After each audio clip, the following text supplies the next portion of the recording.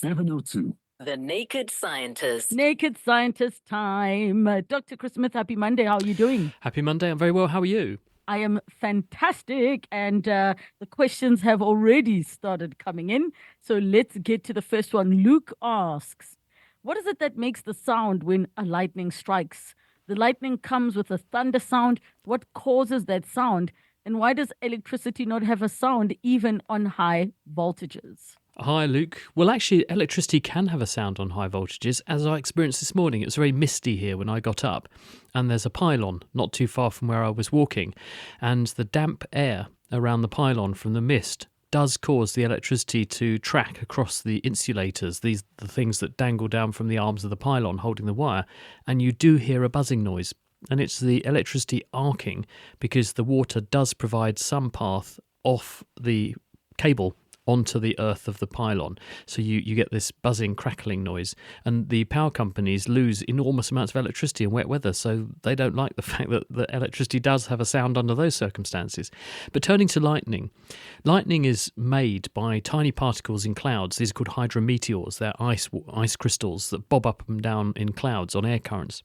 And they rub up against each other. And as they rub against each other and jostle for position, it's a bit like you rubbing a balloon on your head, on your hair. The balloon gets statically charged and will stick to the wall. And the particles inside the cloud get statically charged, but for some reason we're not entirely sure about, the particles with one charge go to the bottom of the cloud, negative. The particles which have a positive charge on them go to the top. So you end up with the cloud with a very negative charge at the bottom, and this has an effect of creating an electric field between the bottom of the cloud and the Earth's surface.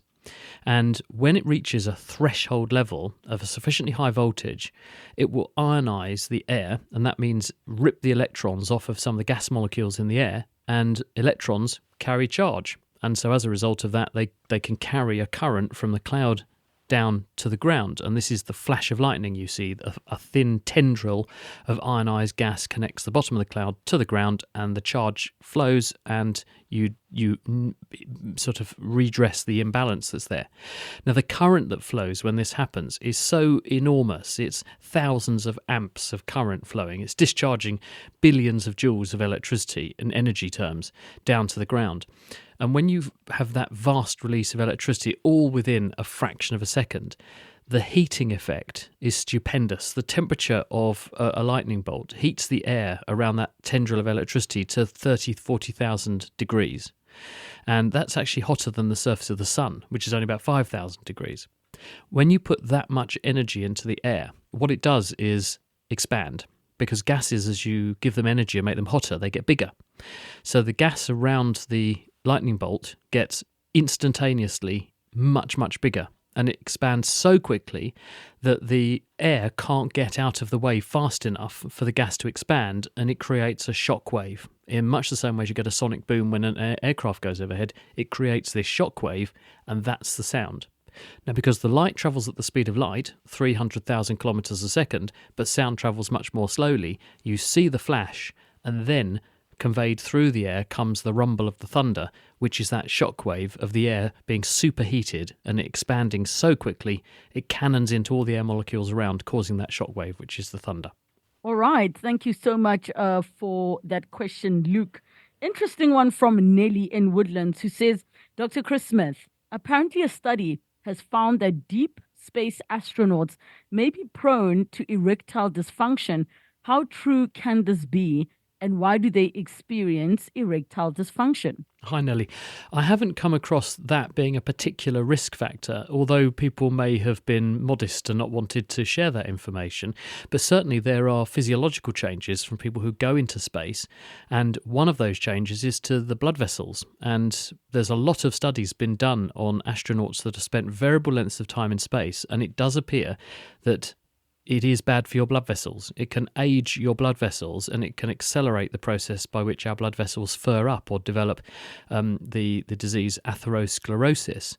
And we know that atherosclerosis is a risk factor for erectile dysfunction. So it's possible that some people have come back from long durations in space, and they may have had their atherosclerosis accelerated, and it may have, through that mechanism, caused them to develop erectile dysfunction. Again, I'm speculating. I don't know that's the fact, but we do know that being in space for longer periods of time does have an aging effect on the blood vessel system. This may be for a range of reasons, but one reason that's been speculated is because of exposure to cosmic radiation. And it may be that the increased risk of colliding with fast-moving energetic particles has some kind of acceleratory effect on the process that underlies inflammation in the walls of blood vessels and causes them to harden and stiffen. And that may be the reason.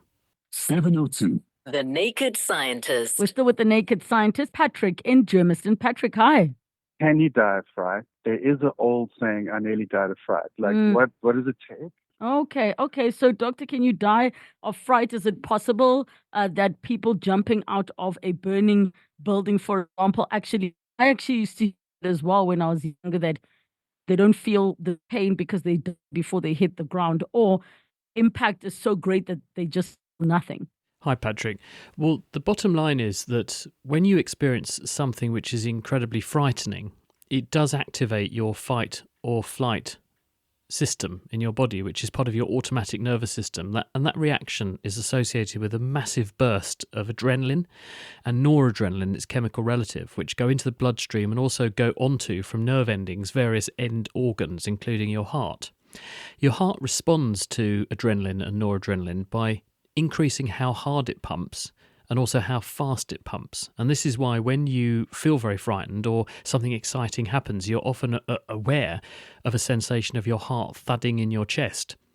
And when you have that sensation of your heart thudding in your chest, it's your heart working really, really hard. So it is possible in some people, particularly in people who might have an underlying susceptibility to heart problems and rhythm problems, that this massive drive to beat hard and fast can push the heart rate in some people into a situation where the heart rhythm becomes unstable, and it can then run away to the extent that the person loses consciousness because their heart doesn't pump a meaningful amount of blood out anymore. It's just quivering rather than beating effectively.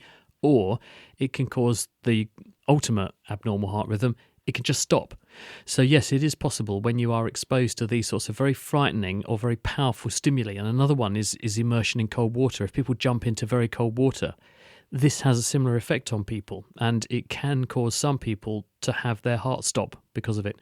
So you've probably seen we've had cases where high-end athletes and footballers have appeared to suddenly collapse on the football field, for example. This is because they have an underlying problem with the heart, which means that when you drive it very hard, it can sometimes go into these abnormal rhythms. And so when you have something like a very, very frightening or very powerful stimulus, it can be sufficient to make this happen in people who probably have an underlying susceptibility to it. Thank you so much for that question that's come through. Here's one on a voice note. Good afternoon, Relebohile. My question for the Naked Scientist today is about looking into the past. So there was a documentary that I saw that says that technically we're looking into the past, because if you take into account the amount of time that light takes to bounce off an object into your eyes, we are looking to the past, even though it's a fraction of a second. So the scientist who was talking said that if you can increase the amount of time it takes for the light to bounce from that object to your eye, then you'll be able to look into the past. So my question is, if we can deploy that technology to look at stars, because if we look at stars, we look at them light years away, so we look at them as they were instead of as they are now. Can we not use that same technology here and increase the amount of time it takes for us to look at events in the past so that we'll be able to look through some sort of a looking glass here on Earth and look at objects, but as they were in the past? So basically looking back into the past, and then maybe you'll be able to see yourself as you were however many years ago. What an intriguing This is idea. Reo Achille from Joburg. Thanks. Thank you so much. Intriguing question, sounds isn't like it? we're opening a portal here. Yes, well, the point is absolutely right, which is, first of all, in terms of our perception. When you measure how long it takes us to become aware of a visual signal, so if I shine a light in someone's eyes, how quickly do they notice and are able to say, I can see that? We know it takes about 100 milliseconds for light to be filtered and processed through the retina and to then be presented to your consciousness. And we're always living in the past anyway, because if you look at when you present the stimulus to people, when their brain waves change, in other words, they're experiencing this stimulus, and then when they're actually able consciously to say what it is, it may be as much as half a second of delay between a person saying, oh, yes, now I know what's going on. So we are always living in the past anyway. So the first part of the question was about the processing mentally, and that's absolutely right. The second part of the question relates to the speed of light, which is fixed and finite in any given medium. And if we take a vacuum, for example, light is travelling, as I said earlier in the programme, about 300,000 kilometres every second.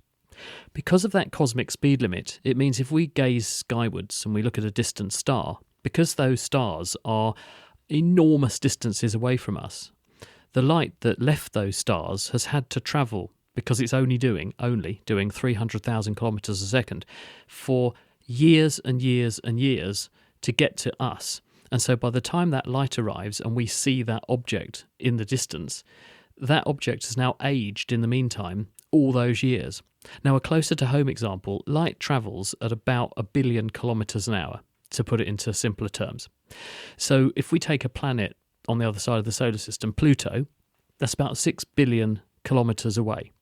So if a person on Pluto was tuning into 702, they would hear this phone-in 6 hours later. So you can imagine trying to do a phone-in show on Pluto to Earth. You'd have a very long wait for each question to come in and then each answer to come back. Some people would argue it'd be a better show. I don't know. I'm sure they wouldn't say that about this show. But you get the point that light travels at a finite speed, and as the distances become bigger and bigger and bigger, the time it takes the light to arrive gets longer and longer. So we are looking into the past, and when we look at the distant universe, we can see with very powerful telescopes and optics, we can see objects which haven't existed for billions of years, because the distances that the light has been travelling from them to us is billions of years old and has been traversing the universe for all that time. So you are looking back to see what that object and that patch of space looked like all that time ago.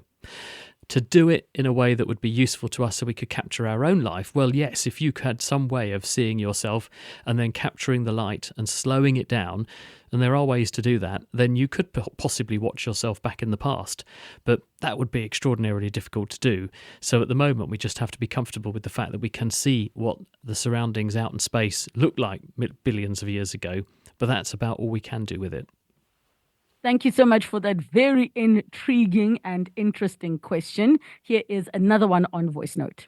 Hi, Lebo and Dr. Chris. The cockroach or an ant, when you drop them from top and then when they hit the ground, they don't maybe get injured or break their bones if they do have.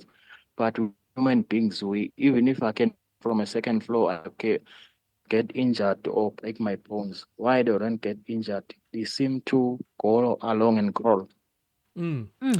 Yeah, there's an old saying which is the bigger they are, the harder they fall.